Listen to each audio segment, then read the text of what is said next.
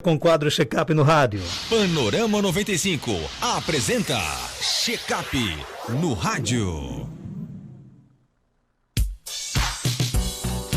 Doutor Belísio Neto, seja bem-vindo aqui ao nosso quadro Check-up no rádio, nosso Panorama 95, bom dia.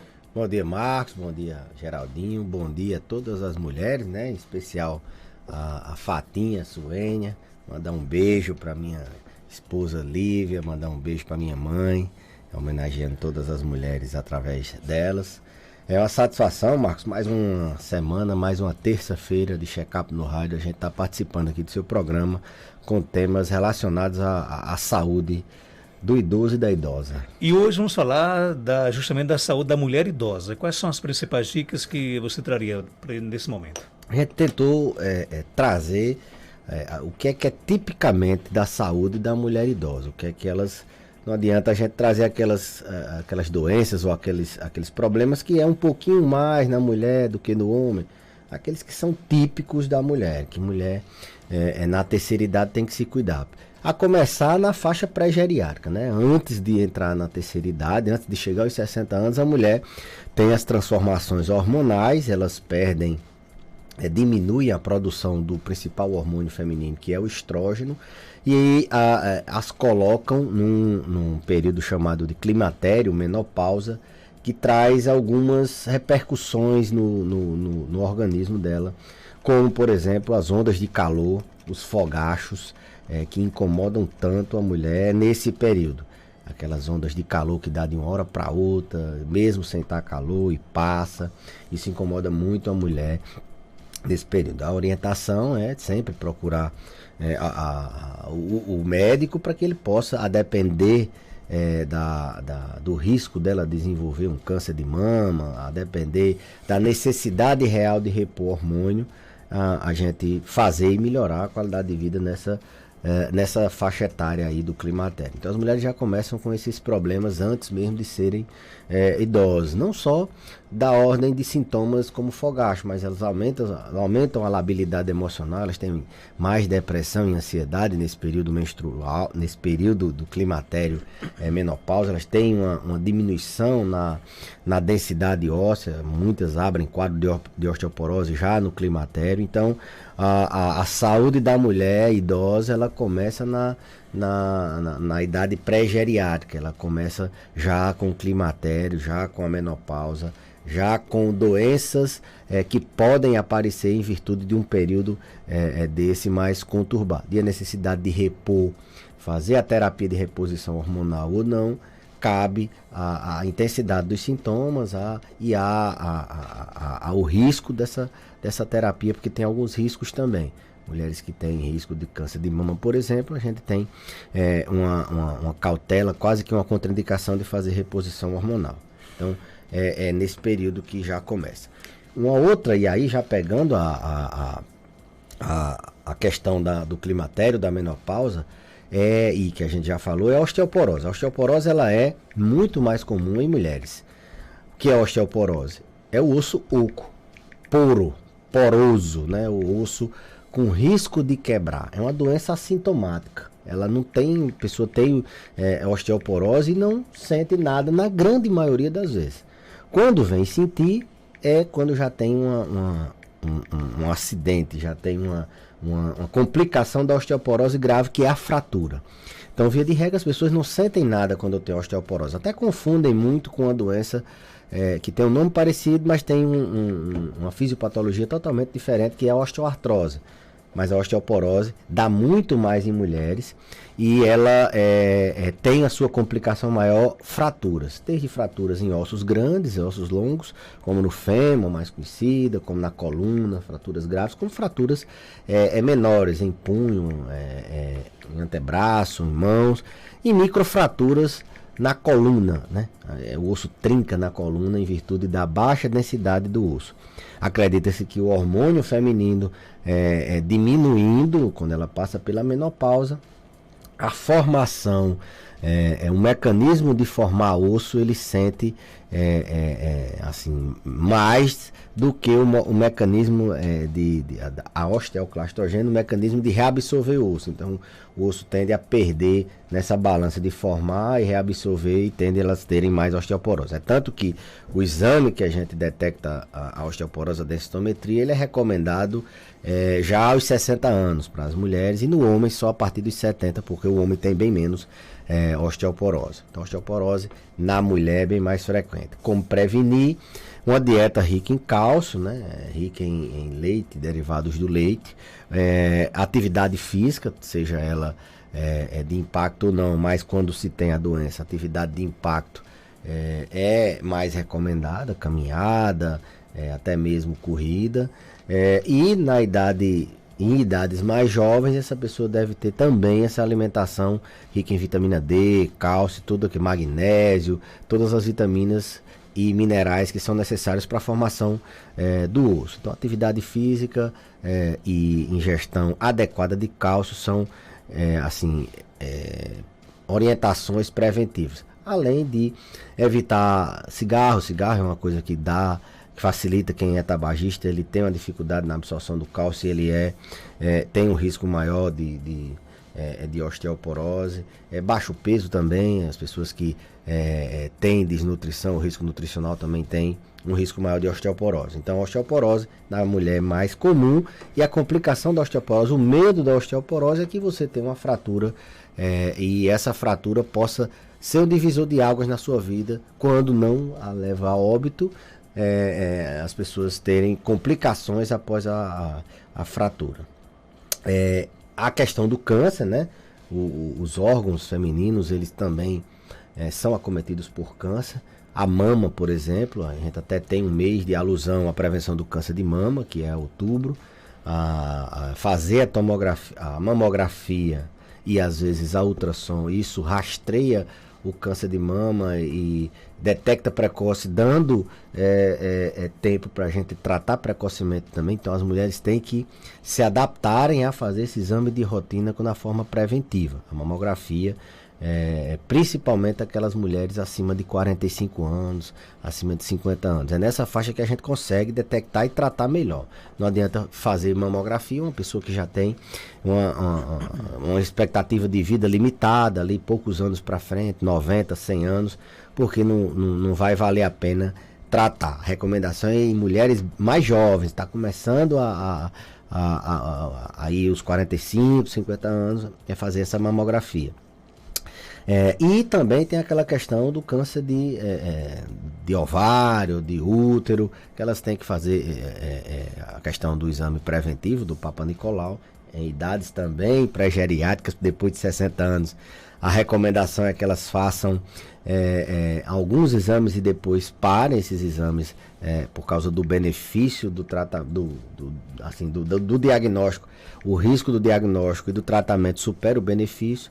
Então, avaliações periódicas com o ginecologista para ver essa questão de Papa Nicolau, para ver a necessidade ou não de uma ultrassom para prevenção de câncer no aparelho geniturinário. E o câncer de mama, a prevenção da mama. Isso é uma prevenção de cânceres em geral em mulher. Logicamente que existem vários outros cânceres, como câncer de tireoide, como câncer de pulmão, tem aumentado bastante nas mulheres em virtude do tabagismo também ser uma realidade no sexo feminino, câncer de intestino, de estômago. Então, a mulher também é acometida por diversas neoplasias, principalmente as mamas, no aparelho geniturinário. A mulher também, Marcos, ela tem mais, aqui é um detalhe, ela tem mais infecção urinária. A uretra, o aparelho excretor da mulher, ela tem uma uretra menor. Então, o contato do meio externo com o meio interno pelo aparelho urinário, ele é bem bem mais próximo. Então elas têm muito mais infecção urinária do que os homens. E aí vale ressaltar uma mulher que tem uma demência, ela não sabe dizer simplesmente que está com dor na urina, que está indo no banheiro várias vezes, urinando pouco. Vale a atenção do cuidador, que o paciente que tem demência, ele simplesmente se agita, ele fica inquieto, ele delira. Então a detecção de infecções urinárias é a infecção mais comum no idoso, seja no sexo masculino ou no feminino, é a infecção urinária, e ela é bem mais comum no sexo feminino. Manter a higiene íntima rigorosa, isso eu falo porque tem os pacientes que têm demência, eles perdem o autocuidado, principalmente aquelas idosas que têm aquele pudor maior e tem às vezes um filho ou um neto do sexo feminino para cuidar, tem que romper essa barreira e fazer uma higiene rigorosa. Ingerir bastante água, bastante suco, isso previne infecção urinária, e ficar atento nos sintomas que podem ser bem inespecíficos da infecção urinária na mulher. Então, tem algumas outras, eu estou vendo que você está doido para fazer uma pergunta aí. Mas você pode ficar à vontade. Mas se você perguntar, vai tocando aqui Bom, tem incontinência urinária também. As mulheres, elas são mais suscetíveis à incontinência urinária. As alterações, como eu falei, hormonais, elas também impactam no controle da micção. Elas têm mais incidência da perda de urina involuntária. Elas perdem xixi, ou quando tosse, quando espirra, ou tem aquela bexiga hiperativa, aquela vontade de urinar que não dá tempo de chegar no banheiro. Se não for logo, elas perdem o xixi. Tem aquelas outras também que perde a urina mesmo sem sentir, sem ter vontade. Então isso incomoda muito, isso dificulta elas saírem de casa, só sai se tiver um banheiro, só sai se tiver forrada, porque elas têm medo de ficar perdendo urina, ficar com odor. E a mulher tem mais do que o homem. O homem tem também com as doenças da próstata, ou mesmo com o tratamento da próstata cirúrgico, às vezes eles ficam com incontinência urinária, mas é muito mais comum na mulher a incontinência urinária. Eles têm muito filhos, mexe muito com o assoalho da pelve, dos músculos, dos tendões que sustentam ali a bexiga, e isso interfere no controle da micção. Elas têm alterações hormonais que atrofiam a própria vagina e, consequentemente, a uretra. Então, elas têm mais bexiga frouxa, elas perdem mais xixi involuntariamente do que o homem, e é uma doença que acomete a mulher idosa, muito mais impactante para a vida dela do que uma mulher mais jovem. Qual é a idade ideal? A partir de que idade, por exemplo, a mulher idosa ela tem que começar a se preocupar bem mais com a sua saúde? Olha, Marcos, a mulher idosa, na verdade, a mulher, ela é bem mais atenta com a saúde do que o homem. Elas procuram muito mais, elas se observam muito mais, e elas tendem a tratar muito mais as doenças do que os homens. Inclusive as mulheres, elas são maioria, elas são mais numerosas do que os homens, e elas vivem mais, elas têm uma longevidade maior. O homem tem uma estimativa de vida, uma expectativa de vida menor do que as mulheres. Isso pode ser sim um parâmetro delas buscarem acompanhamento mais regularmente. Elas já começam a procurar acompanhamento desde idades jovens, fazendo preventivo, a questão da vacina do HPV, daquele vírus, e elas vão, assim, talvez são aculturadas, são orientadas a procurar muito mais, ter menos pudor de ter que ir para consulta. O homem ainda tem, embora campanhas de orientações de saúde do homem, do Novembro Azul, da próstata, mas o homem ele busca menos a saúde. Então ela já tem essa vantagem. Numa faixa etária assim, mínima, ideal, para que elas comecem a buscar. E aí eu não estou falando da parte ginecológica, que elas têm uma orientação bem mais cedo de procurar a fazer preventivo. Eu estou falando de uma maneira em geral. Seria quando elas tiverem com o climatério, aparecendo, com irregularidade menstrual, falta da menstruação, com sintomas, com ondas de calor, com labilidade emocional, mais irritada, menos paciente, ali entre 40 e 50 anos, entre 45 e 50 anos, na verdade entre 45 e 55, mas na faixa pré-menopausa já seria uma idade para elas procurarem, porque é aí onde começa assim, um ponto de simbólico de que a mulher saiu daquela idade de adulta, jovem, para começar a preparar um envelhecimento saudável. Isso é uma orientação geral, mas a partir de 50, 60 anos é sempre bom, tanto homem como mulher, ter esse acompanhamento para exatamente detectar precoce e tratar precoce as doenças. Tem uma pergunta aqui da nossa ouvinte, ela quer saber o seguinte: a mãe dela tem 80 anos de idade, né? E vive reclamando da solidão, né? Diz que os filhos lá, mesmo nessa pandemia, tem procurado, por exemplo, ir almoçar no domingo, mas a mãe vive constantemente reclamando de solidão. É uma doença também característica da pessoa idosa, da mulher idosa? Olha, não é da mulher não, é do idoso, né? Eu diria tanto homem como mulher. Eu sempre dou aquele exemplo aqui. Tem casa que a pessoa mora só com um filho ou com um neto, não tem solidão. E tem casos que o idoso ele tem 20, 30 pessoas morando dentro de casa e ele sofre com solidão. Tem duas vertentes. Ou as pessoas não estão dando atenção a ela mesmo tendo muitas pessoas em casa não estão dando atenção, ou é doença. O paciente que tem a sensação de solidão, mesmo que ela tenha um aporte, um suporte social adequado, que ela tenha interação, ela tenha afeto dos familiares e de outras pessoas, isso pode ser depressão. Como a gente sempre reforça aqui, a depressão no paciente idoso, ela é mascarada, ela é sutil, ela tem sintomas típicos da depressão do idoso. Ela não vai chorar, ele não vai, pode até ter melancolia, choro fácil, mas tem sintomas um pouquinho diferentes do adulto jovem. E a manifestação, essa sensação de solidão é uma das pistas que a gente tem que o idoso pode estar deprimido. Outros assim, aspectos são o isolamento social, não quer se comunicar, começa a ter pouca paciência de conversar, altera apetite, altera sono, diminui a vontade de fazer as coisas que antes ele fazia. A pandemia favoreceu muito tudo isso, mas sim, ela deve ficar atenta, porque solidão pode ser um indício, a sensação de solidão pode, mesmo que a pessoa tenha, mas quando ela está relatando muito, pode ser sim, só a carência afetiva, mas por trás pode estar sim uma depressão. E depressão no paciente idoso a gente já sabe as consequências. Não adere a tratamento, tem dificuldade. Se a gente orienta, olha, você tem que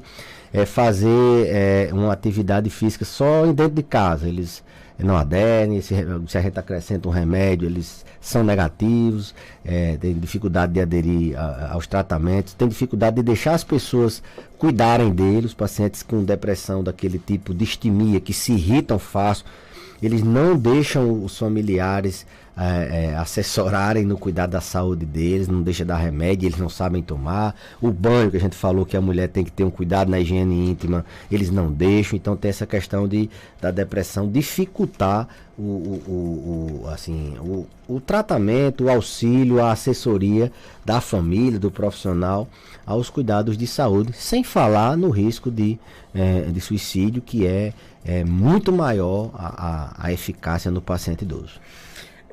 Tem uma pergunta aqui, doutor Belizo: como tratar ou resolver assaduras em idosos acamados? Excelente pergunta. A assadura em pacientes acamados é uma complicação corriqueira da síndrome de mobilidade, né? Que a gente considera esses pacientes acamados, aqueles que têm aquelas contraturas musculares, as pernas já não mais estiram todas, tem um déficit cognitivo, não falam mais, são acamadas, né? Isso geralmente, Marcos, são dois fatores: ou tá com alergia a algum componente da fralda, ou tem que a gente chama de dermatite amoniacal, a urina transborda ali um pouco e faz irritação, e aí o paciente tem essa irritação ali na fralda. Ou o paciente que é obeso, às vezes, ou tem uma troca de fralda irregular. Na verdade, a troca de fralda irregular, assim, o paciente demorando muito quando tiver urinado, quando tiver evacuado, isso facilita essas lesões. Então, tem essas 3 linhas: alergia ou dermatite da amoniacal, da urina, ou mesmo das fezes, ou a questão da obesidade com calor e a dificuldade não. O uso inadequado da fralda, não troca logo quando é necessário. O que é que tem que se fazer? Observar, tá sempre trocando, tá sempre limpando o paciente direitinho, observar se não é da fralda. E tem umas pomadas que se usa para prevenir essas assaduras, realmente elas ricas, elas que têm zinco na sua fórmula. Ou quando tem já a lesão, tá vermelha, a gente usa um corticoide tópico. Se não tiver nenhuma infecção, a gente pode até, só o corticoide resolve. Mas a ideia é prevenir. O paciente acamado, ele tem muito mais facilidade de ter a dermatite, que é da fralda, e isso traz outras consequências. Abre uma úlcera e demora a cicatrizar essa úlcera, faz muita infecção de urina, se não tem o manejo bom na troca da fralda, se deixa isso sem tratamento, sem um cuidado, então traz complicações outras que não só a alergia da fralda. Outra pergunta aqui, o ouvinte quer saber qual a importância, aliás, de manter a mente do idoso ocupado, né, durante essa pandemia. Importância total. A gente tem um ano de pandemia e aqueles idosos que tinham uma vida muito ativa e que tiveram que ficar reclusos ou parcialmente reclusos e não tiveram esse cuidado de manter-se ocupado, eles evoluíram muito. Tem muitos idosos que tomavam conta do seu negócio, tomavam conta da sua família, ia deixar neto na escola ou ia fazer compras, e eles tiveram que mudar a sua rotina para ficar mais reclusos.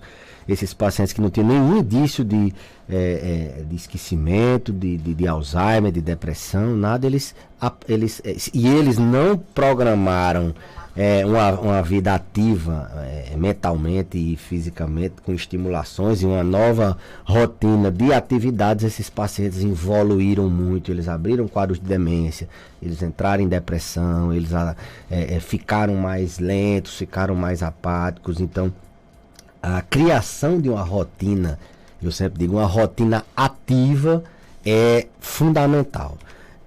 Não pode ficar sem fazer nada, sem ter um propósito. Ele tem que também ter propósito, ele tem que saber por que ele está acordando, tem que saber quando ele acorda de manhã o que é que ele vai fazer, hoje, amanhã, ele tem que ter planos, mesma forma que ele tinha planos quando ele estava normal, vivendo normal na pandemia. Essa nova rotina tem que incrementar isso. A terapia ocupacional e a psicologia ajudam bastante a ressignificar o cotidiano dele durante essa pandemia. Mas as famílias podem observarem aquilo que entrete ela, que estimula mais, deixa ele acordado, e começar a planejar uma rotina ativa de atividades. Acorda, faz isso, de 8 faz aquilo, e aí vai incrementando atividades, desde que ele tenha motivação para fazer, que ele saiba que aquilo depende dele para ele fazer, animal doméstico, uma horta, ou mesmo enxugar um prato, ou mesmo supervisionar uma criança. São inúmeras as formas, como eu disse, a terapia ocupacional e a psicologia ajudam bastante. A gente teria que entrar na rotina de cada idoso, individualizar.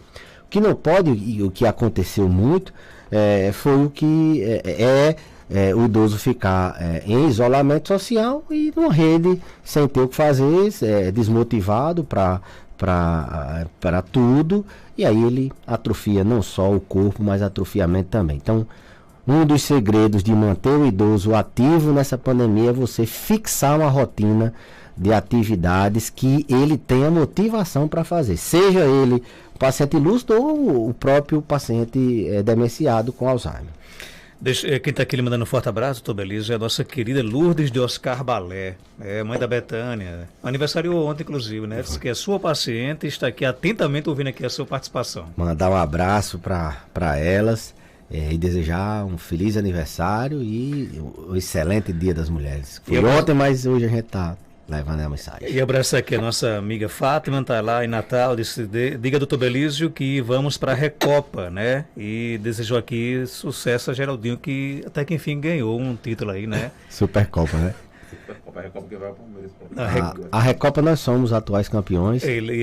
Mas a Fátima é flamenguista, ele tá dizendo Não, eu sei, Recopa, vamos né? para Supercopa. É porque o campeão do Brasil e Copa do Brasil é Supercopa o nome. Aí Libertadores e Sul-Americana é Recopa. Eu acho que ela tá confundindo, porque esse ano a gente não vai para. Ou ela é palmeirense? Ela é flamenguista. Ah, então ela confundiu. O esposo dela, o Andrei, é sofredor do Fluminense. Yeah.